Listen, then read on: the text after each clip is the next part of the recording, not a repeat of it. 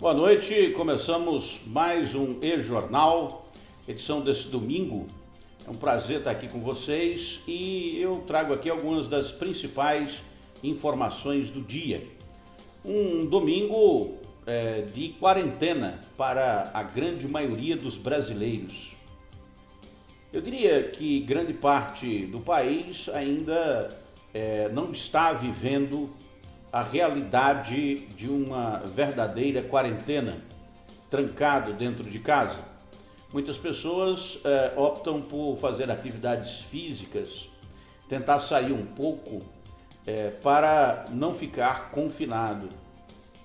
E isso é muito ruim, porque os números mostram que o contágio pelo vírus SARS-CoV-2, o coronavírus, o novo coronavírus, está aumentando em todo o país.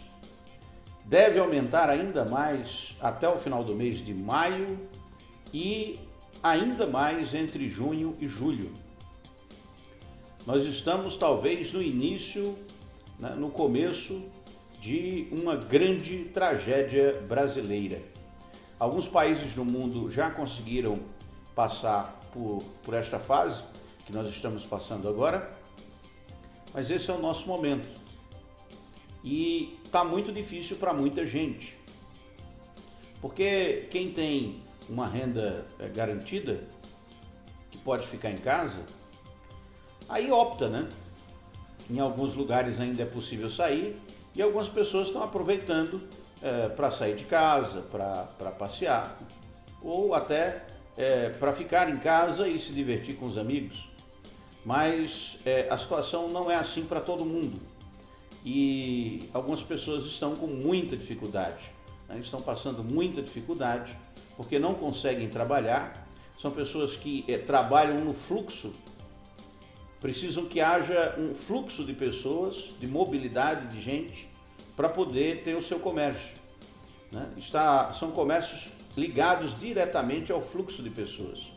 E nesse mundo do trabalho informal, nós temos uma grande quantidade, são milhões de trabalhadores brasileiros que sobrevivem disso, da atividade de outros trabalhadores formais.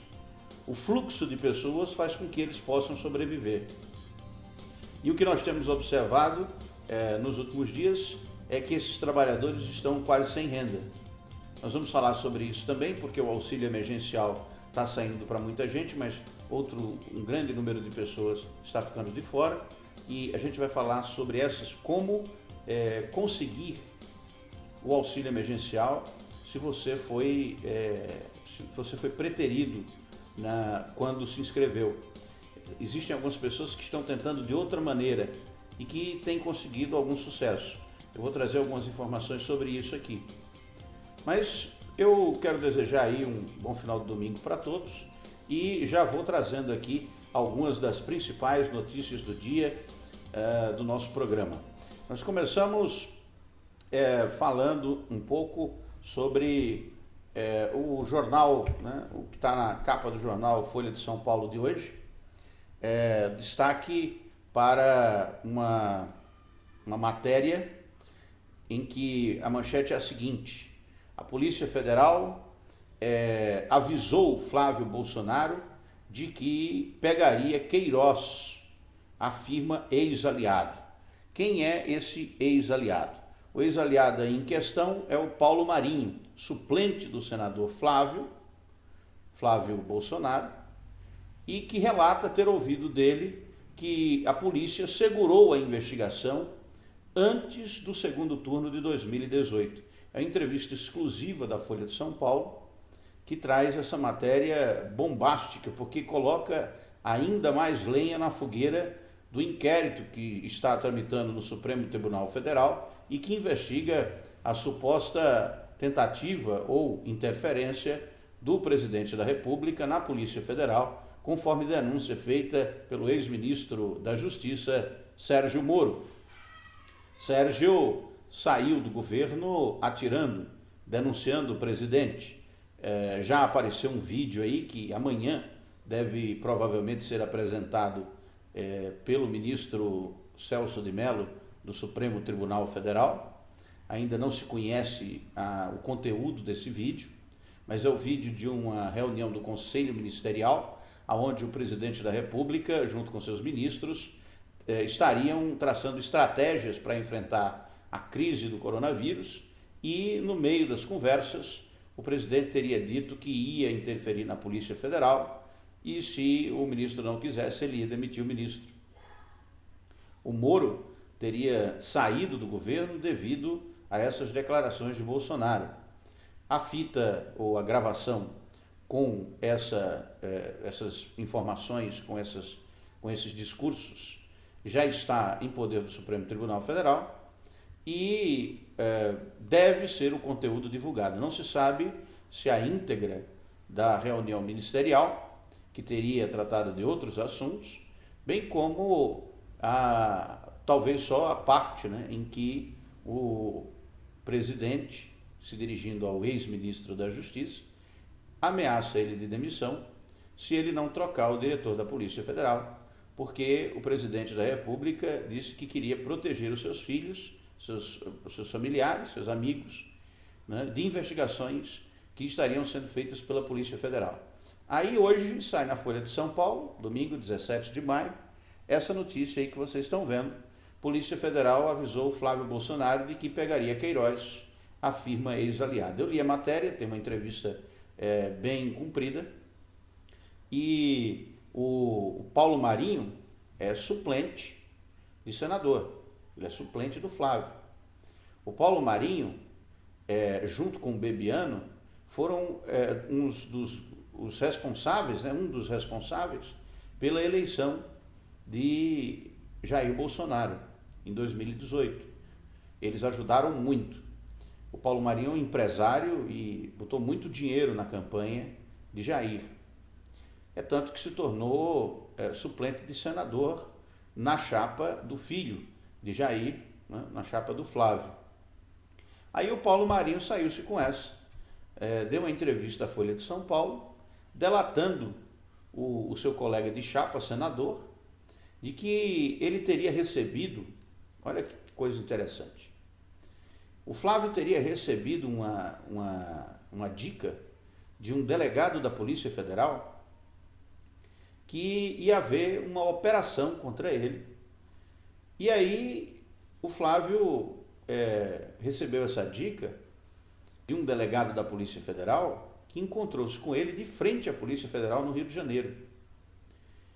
O Flávio recebeu uma ligação, não conhecia o delegado, mas foi lá, chegou lá, o delegado disse para ele que tinha uma operação contra ele, conta o Paulo Marinho, né? Não se sabe se isso aconteceu de verdade, mas conta o Paulo Marinho que, chegando lá, estava o Flávio, um advogado, e o delegado chegou e disse: olha, vai ter uma operação contra você, e aí você se prepare aí. Isso antes das eleições, né? Antes do dia da votação, em outubro de 2018. E aí o Flávio cuidou de demitir o Queiroz e a esposa dele, do Queiroz também, a filha do Queiroz, né? Melhor dizendo, que estavam empregadas no gabinete dele, demitiu, e aí procurou o Paulo Marinho para arrumar um advogado, porque estava extremamente preocupado com essas investigações da Polícia Federal. O delegado da Polícia Federal acabou adiando a operação, que só aconteceu depois que o presidente Jair já estava eleito, em dezembro de 2018. Então, aí teria, hipótese, né, teria ocorrido um acordo entre o Flávio e esse delegado e o Jair. Há quem diga que esse delegado misterioso que deu a dica para o Flávio seria o delegado Ramagem, não se sabe, mas há quem diga, e é por isso que o que se quer agora é que o Paulo Marinho seja ouvido, né, como testemunha no inquérito no STF que corre contra o presidente, porque o Paulo Marinho teria informações aí valiosas. Inclusive, o Paulo Marinho, disse que tem uma série de informações guardadas num telefone do Bebiano. Você lembra dele? Já foi ministro de Jair, mas morreu de infarto há alguns dias. E esse telefone de Bebiano teria uma série de informações. Então já pediram aí no inquérito para que o Paulo Marinho seja ouvido e que esse telefone de Bebiano seja encontrado. Esse é o principal destaque da Folha de São Paulo, que também destaca o Dia Internacional contra a Homofobia. Esse assunto vai ser matéria da imprensa durante os próximos dias, porque o inquérito está correndo no Supremo Tribunal Federal, e é óbvio que nós voltaremos a falar sobre isso. Mas essa notícia, essa entrevista, ela cai como uma bomba, né, na apuração desse inquérito. Porque pode ser, se ficar comprovado aí, o Paulo Marinho deve ter alguma prova do que está dizendo, né, porque está acusando aí a Polícia Federal de traficar informações para proteger uma candidatura durante as eleições. É algo muito grave e que o Paulo Marinho tem que conseguir provar isso aí. O Flávio Bolsonaro já soltou a nota dizendo que isso é tudo viagem, né, que isso é tudo uma coisa da cabeça do Paulo Marinho, uma invenção, um sonho que não tem nada a ver, que isso não aconteceu, ele negou, né, que isso teria acontecido. Então agora a expectativa é ver se o Paulo tem alguma prova disso, né? Não se sabe ainda se ele tem essas provas. Mas o fato é que o Flávio foi traído aí pelo suplente, né? Uma outra informação muito interessante, publicada nos jornais no dia de hoje, é esse alerta, é um informe publicitário. Foi publicado esse alerta nos jornais do Brasil todo. E é um alerta, é um informe publicitário de página inteira. Eu, quando vi o título, né, alerta sobre a responsabilidade pelas mortes evitáveis por Covid-19, eu achei extremamente estranho, né? Que alerta é esse? Quem é que está sendo responsabilizado por essas mortes evitáveis? Por que essas mortes não estão sendo evitadas, né? A primeira coisa que me veio à cabeça foi isso. E aí eu fui investigar para saber o que era isso. E descobri que essa é uma nota que foi publicada pela Associação Brasileira de Imprensa. E ela traz uma série de informações extremamente interessantes que eu acho que nós devemos aqui, inclusive, destacá-la, né, para ler o que ela traz, as informações que estão nessa nota. Eu vou aqui trazer ela do começo para que vocês possam acompanhar comigo aqui, porque eu considero essa nota extremamente importante, né, relevante, para a gente entender uma série de coisas. É uma nota, um informe publicitário, publicado nos jornais, e diz o seguinte, né, está escrito aqui, é que todos os governadores, né, que são eleitos para cumprir as responsabilidades consignadas pela Constituição Federal e por constituições estaduais, empossados, juraram ou juram guardar e proteger vidas e o seu povo sobre as regras legais, princípio basilar desse país. As ações e omissões de todos os seus agentes públicos geram responsabilidades de ordem civil, de ordem criminal, e aqui destaca a nota, precisam ser levados em consideração. Diz a nota, né, que princípio basilar desse país, as ações e omissões de todos os seus agentes públicos geram responsabilidades de ordem civil, criminal, administrativa e política. É o que prescreve, é o que descreve a Constituição Federal em diversos de seus artigos, desde o que estabelece um Estado democrático de direito, no artigo 1º, até previsões específicas, como as contidas nos seus artigos 19, 3 e 37, parágrafo 6º. O atendimento pelo Brasil às diretrizes científicas de instituições nacionais e da Organização Mundial de Saúde para enfrentamento da pandemia gera responsabilidades decisões administrativas, assim como a ausência delas, devem ser motivadas e justificadas, logo contrariar consensos científicos em detrimento da vida de milhares de pessoas não pode ficar à margem da ordem jurídica. Por essa razão, essas entidades aqui relacionadas alertamos que não estão sendo adotadas medidas de isolamento adequadas, cientificamente comprovadas, como política mais eficaz para salvar vidas nos locais onde há aceleração da disseminação de casos e de óbitos, e bem como o esgotamento da capacidade do sistema de saúde. A nota diz ainda: destacamos a omissão deliberada do governo federal, que ignora as fartas evidências científicas para controle da pandemia, a ocorrência de casos e mortes no país em diferentes regiões e intervalos temporais, exige coordenação nacional e requer execução descentralizada, pilares do Sistema Único de Saúde. Acusamos que está em curso um verdadeiro genocídio dos mais pobres, à medida que a pandemia ou epidemia avança nas periferias e favelas, nos asilos de idosos, nas aldeias, nas comunidades tradicionais e nos presídios. Medidas excepcionais, urgentes de proteção social, como alimentação, alojamento e serviços essenciais para as populações mais vulneráveis, não foram efetivadas, e as de auxílio financeiro estão sendo mitigadas. Denunciamos, diz ainda a nota, que a insuficiência de leitos de respiradores e testes, a falta de médicos e de enfermeiros, a exposição de profissionais de saúde a riscos e as condições inadequadas de trabalho são mais letais do que o novo coronavírus, para o qual não há tratamento ou vacina. Rejeitamos atos legislativos que busquem a isenção da responsabilidade de agentes públicos, manifestamente inconstitucionais e cujo controle será buscado perante a Justiça.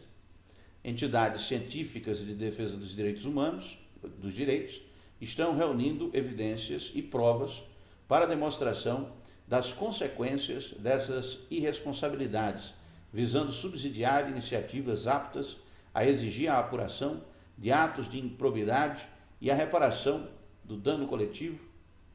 Todos têm direito de nascer, viver e morrer com dignidade. Vidas perdidas têm responsabilidades atribuíveis. E aqui assinam essa nota uma série de entidades, né, como, por exemplo, vocês vão conseguir ver melhor se eu sair. Eu já saí, né? Não está aparecendo, não. Então já dá para ver. O IDEC, o Instituto Brasileiro de Defesa do Consumidor, a Oxfam Brasil, o SBPC, a Sociedade Brasileira pelo Progresso da Ciência, o Instituto Ethos, de Empresas e Responsabilidade Social, a Anistia Internacional do Brasil, INESC, o Instituto de Estudos Socioeconômicos, a Associação Brasileira de Imprensa, o Centro Santo Dias de Direitos Humanos, da Arquidiocese de São Paulo, Comissão de Justiça e Paz da Arquidiocese de São Paulo, o Conselho Indigenista Missionário, o Sindicato dos Médicos do Rio de Janeiro, o Sindicato dos Médicos de São Paulo. Essa nota foi publicada em vários jornais e pelo país nesse domingo. E ela traz aí uma preocupação dessas entidades com a medida provisória que foi editada pelo governo, que isenta os servidores públicos, né, os agentes públicos, de qualquer responsabilidade durante a pandemia. Algo que não me parece, né, e não parece a ninguém, algo lógico, né? É uma isenção absolutamente desnecessária. Esse alerta ele foi feito, né, e precisa ser considerado pelas autoridades, mas ele tem uma função de marcar uma posição dessas entidades, que provavelmente vão entrar na justiça para responsabilizar os governantes que agirem, digamos assim, em confronto com o que determina a Organização Mundial de Saúde e o consenso mundial científico sobre o combate ao coronavírus. algo que pode, inclusive, vir a prejudicar vários governantes, né? Inclusive o presidente da República. Então, essa é uma notícia muito importante que eu trago aqui para vocês no E-Jornal, edição deste domingo. Outra informação bastante interessante, eu acho que valiosa, essa bem valiosa para quem entrou com um pedido de auxílio emergencial e não conseguiu. Isso é uma questão de sobrevivência, né? E aqui traz a informação da Folha de São Paulo, Painel SA, da repórter Joana Cunha.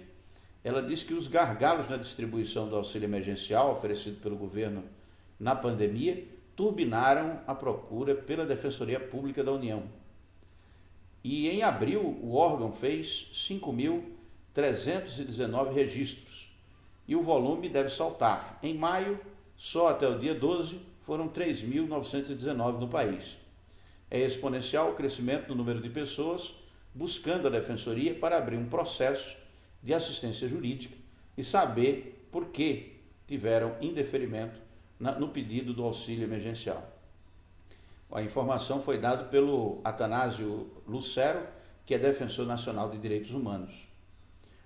A Defensoria Pública, ela pode ingressar com uma ação, você pode procurar a Defensoria Pública para ingressar com uma ação pedindo que o auxílio emergencial lhe seja concedido porque você tem direito. Algumas pessoas foram injustiçadas, eu soube. Então, se você está na lista ou conhece alguém que está na lista de injustiçados, eu trouxe aqui algumas informações que podem ser úteis. São contatos de teletrabalho aqui da Paraíba. Se você está em outro estado, você pode procurar na internet também a página da Defensoria Pública. Aqui na Paraíba tem esses núcleos regionais de atendimento. Tem um núcleo de João Pessoa, né, que atende por esses telefones celulares e por e-mail. Aqui em Campina Grande também tem esse número 98654-2744. O e-mail defensoria.p.nucleocg@outlook.com.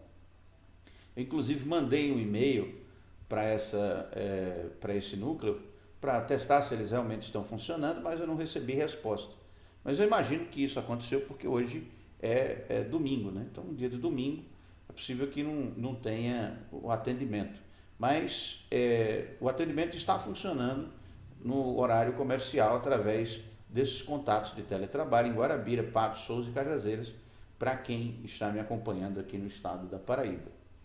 Então, essa é a informação relevante aqui que eu já trouxe para vocês no E-Jornal e já trago para vocês também os dados que foram publicados hoje a respeito da internet. Você que está me vendo aí e que tem internet, saiba, você é um privilegiado. O Brasil tem cerca de 70 milhões de pessoas com acesso à internet precário ou inexistente. Apesar do avanço da conectividade, mais de 42 milhões de brasileiros nunca acessaram a internet. E aqui nós temos os dados no gráfico, né? Esse em azul, né, essa barrinha em azul aqui é dos que já acessaram a internet e o de vermelho é o que nunca acessaram a internet. Então 77% dos brasileiros, esse de azul aqui, já acessaram a internet e 23% nunca acessaram. Na zona urbana esse número sobe de 77% para 80%, né, com só 20% que nunca acessou, e na zona rural tem 59% que já acessou e um número bem maior, 41%, de brasileiros que nunca acessaram a internet. É óbvio que tem muita gente que nunca acessou a internet porque não quer, não tem interesse, não gosta, prefere fazer outras coisas. Mas acessar a internet é também, hoje, né, um direito de cidadania, porque as informações para o cidadão, as informações do que está acontecendo no mundo, estão todas na internet. É essencial o acesso à internet para o exercício da cidadania nos dias de hoje. Essa pesquisa, ela traz ainda, tem esses dados aqui ainda que eu gostaria de destacar, né, que 10,4 milhões de brasileiros na zona rural nunca acessaram a internet. Você vá anotando aí, porque é muita gente, né? 10 milhões de brasileiros que moram no sítio, na zona rural, nunca viram a internet. E a maior parcela de quem nunca usou a internet está nas classes D e E. Você vê que na classe A, 92% já acessaram a internet. Na classe A, quem não acessa a internet é quem não quer, né? Não está afim, não gosta, então não procura acesso à internet. Mas na classe B também ocorre a mesma coisa, tem até mais gente, né? 94%, e na classe C 81%, já quando chega na classe D e E, aí esse índice cai para 59%. Entre as pessoas que usam a internet regularmente, 56% acessam só pelo celular, né? A grande maioria das pessoas só acessa a internet pelo celular. É muito provável que você que está vendo esse programa esteja vendo pelo seu celular.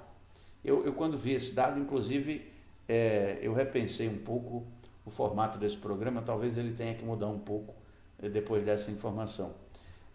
Aqui interessante anotar que a classe A, né, ela acessa menos a internet pelo celular, enquanto a classe D e E acessa mais a internet pelo celular, chegando aí a 86% de quem só acessa a internet pelo celular nas classes mais baixas da população. A pesquisa ainda traz outros dados que falam sobre o uso da internet pré-paga, né?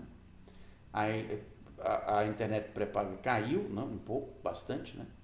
E de 200 milhões para 114 milhões, subiu o acesso pós-pago de 40 para 112 milhões, mas ainda a grande maioria dos brasileiros acessa a internet através de conexões pré-pagas e, portanto, são mais caras, né, e menos estáveis. A maioria dos domicílios no país tem internet, você vê que em 2012 era 18%, né, aqui, e hoje está em 67%. Outros dados da pesquisa é que mais em classes baixas e na zona rural o acesso não chega à maioria. Domicílios com acesso à internet, aqui o gráfico, né, mostrando que na zona rural a situação é bem complicada, aqui por renda, e ainda que o acesso tenha crescido nas classes sociais nos últimos anos, né, é evidente que as classes mais baixas têm um acesso muito pequeno à internet. Em 2015, os mais pobres, só 16% acessavam a internet. Agora está em torno de 40%. Entre os mais ricos, na classe A, B e C, aí a grande maioria acessa, só não tem quem não quer. Essa é a realidade da internet brasileira, que a gente ainda às vezes pensa que, né, todo mundo tem internet, quando isso não é real. Aqui eu trago uma informação importante, é que essa senhora aí, não sei se você conhece, Nise Hitomi Yamaguchi, ela provavelmente será a nova ministra da Saúde. Existe uma grande chance dela ser nomeada amanhã pelo presidente Jair Bolsonaro. Ela é imunologista e oncologista, diretora do Instituto Avanços em Medicina, pesquisadora sênior da USP e da International Prevention and Research, um instituto lá de León, e ela apareceu aí na internet, do nada, com 15.800 seguidores. Esse perfil dela no Twitter é provavelmente um perfil que foi construído para ela agora nesse final de semana. Tem só ela está seguindo só 4 pessoas, que são Alexandre Garcia, Jair Bolsonaro, Flávio Bolsonaro e o perfil do Ministério da Saúde. E tem 15.800 seguidores, apesar de só ter feito 2 ou 3 publicações. Esse perfil parece ter sido preparado, né, para a Nise Hitomi Yamaguchi, que deve assumir o Ministério da Saúde, a conferir, né, uma informação ainda que não está totalmente confirmada. Essas são algumas das informações que nós trazemos hoje para vocês aqui no E-Jornal, mas eu trago aqui uma parte importante. É uma fala do presidente Jair Bolsonaro. Ele participou de atos, né, que ocorreram na manhã de hoje, e ele fez uma declaração. Vamos ver. Seja uma faixa agressiva, assim, um pessoal que tem a democracia, a liberdade, do patrocínio para cima de tudo.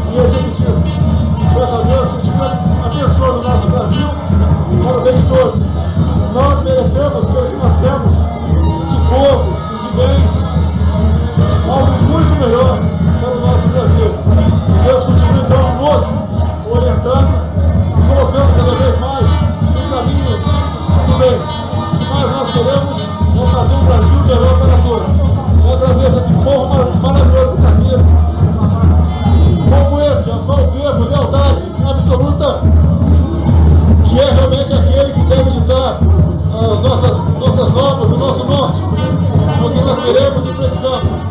Política ao lado do povo, tendo o povo como patrão, como realmente aquele que nos dará o norte. Não existe preço para nós, políticos, ter uma manifestação espontânea dessa maneira, vindo do coração, da alma do povo brasileiro, que, repito, acima de tudo, quer liberdade, quer democracia, quer o respeito, quer liberdade, cada vez mais, em todos os sentidos.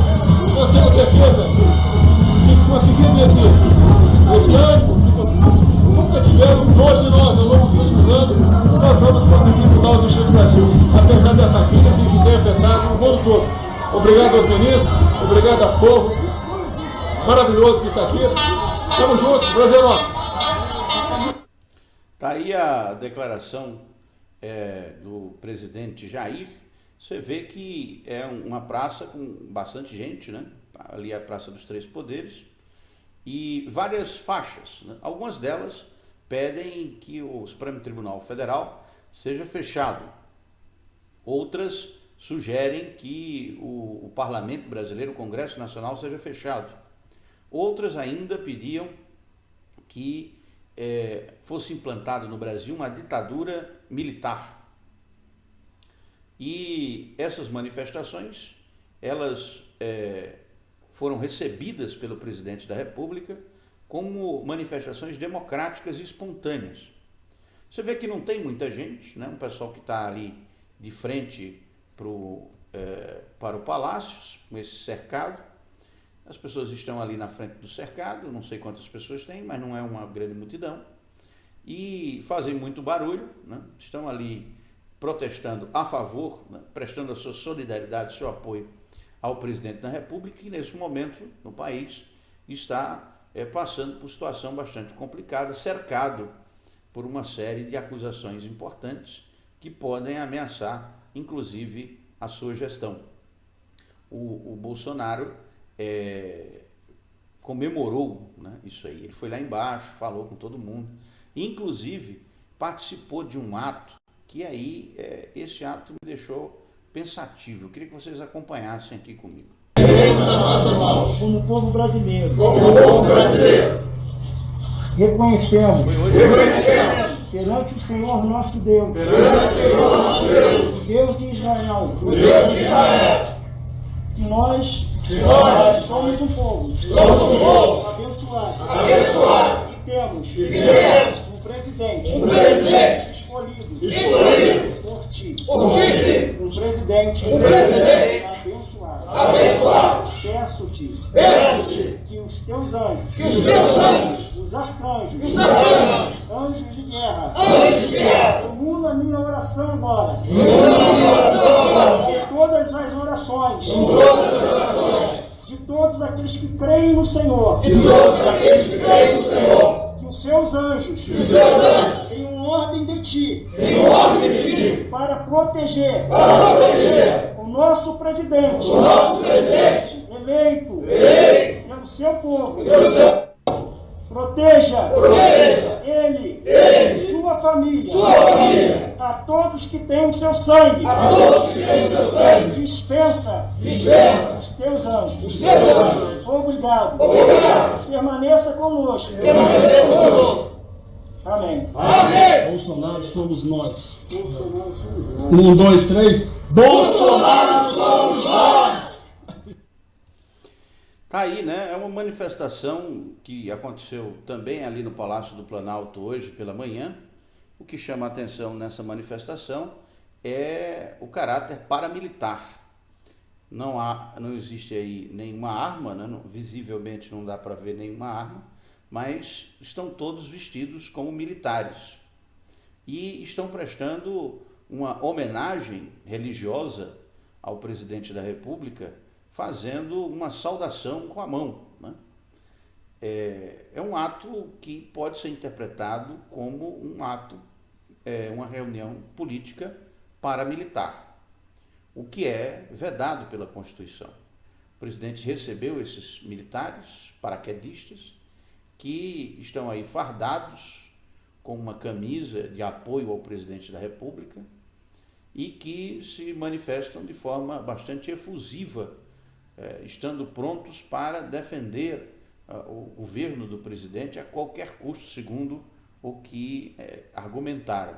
Eu achei muito preocupante essa manifestação, porque desconfio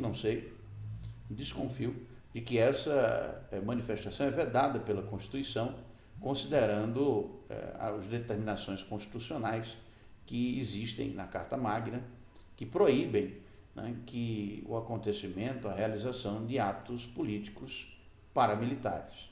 Então, aí uma hipótese que ainda vai ser, muito provavelmente, avaliada pelas autoridades competentes. Outro caso que aconteceu em Brasília, hoje, e que chamou a atenção também durante essas manifestações, foi a agressão a uma jornalista. Acompanhe comigo.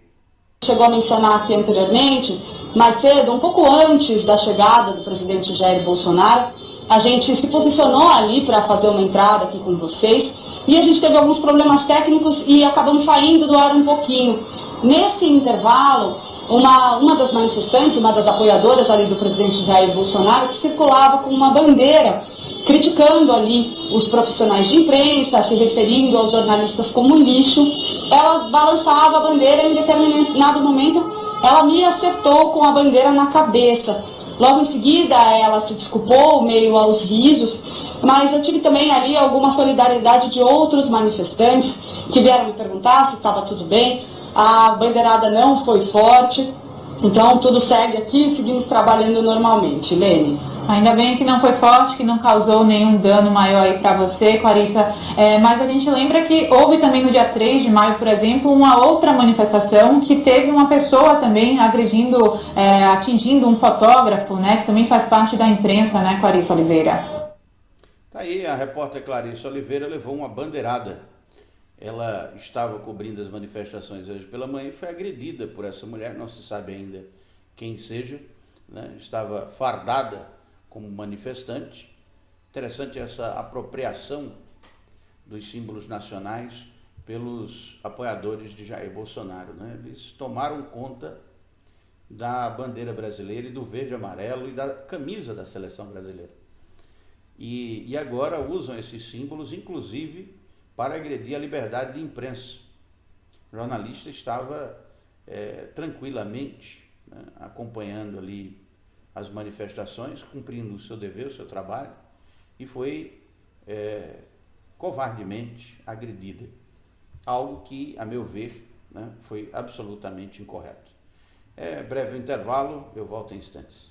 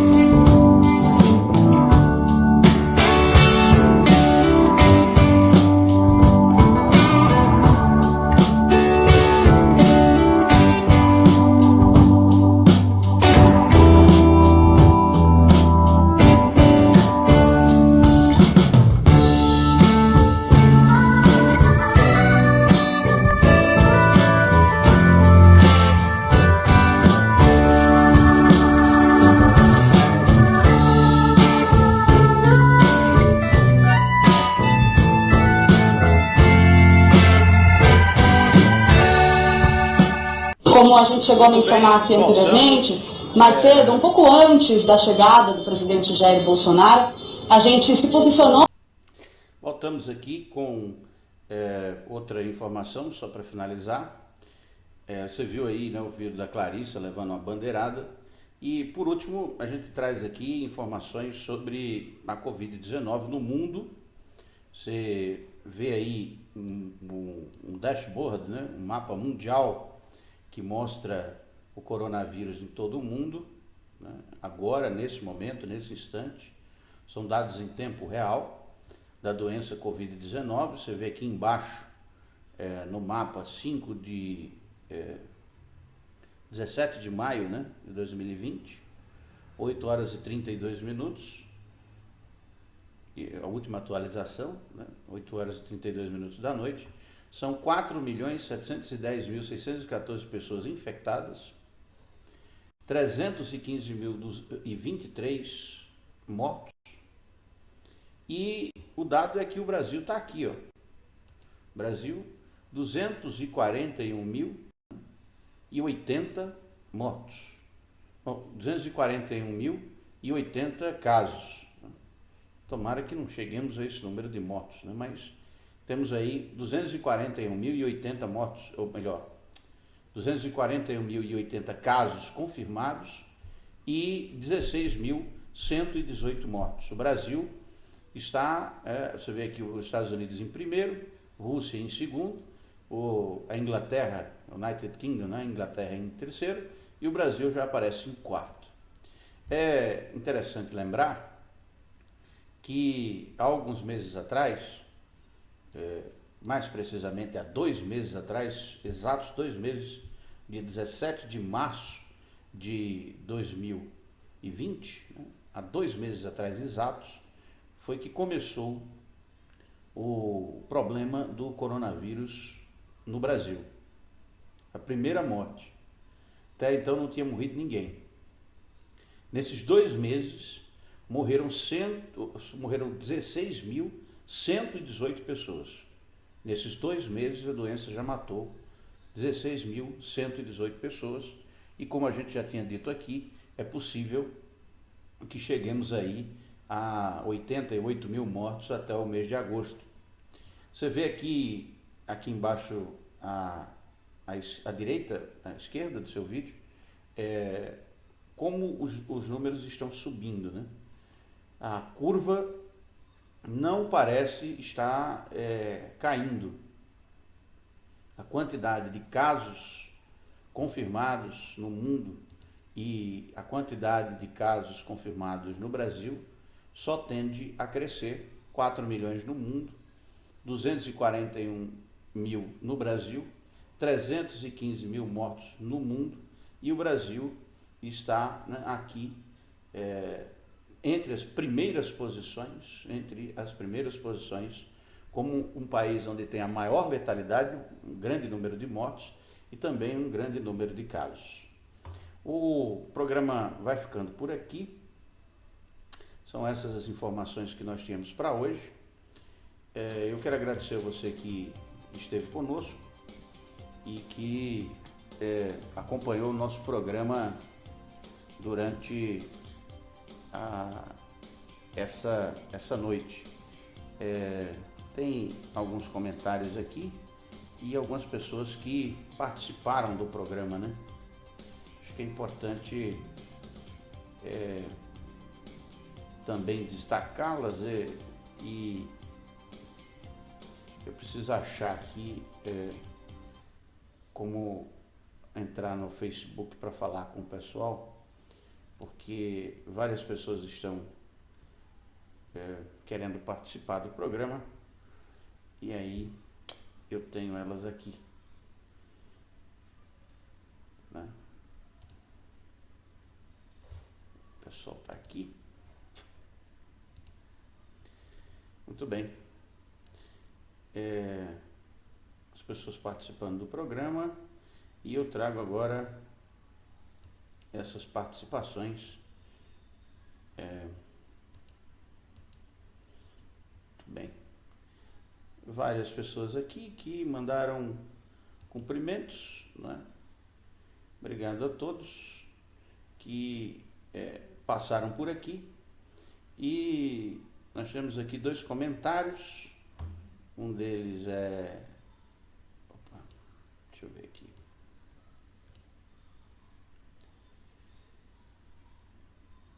Dois comentários. A Tânia e, além da Tânia, temos aqui também pequena dificuldade aqui. Opa. Passei demais.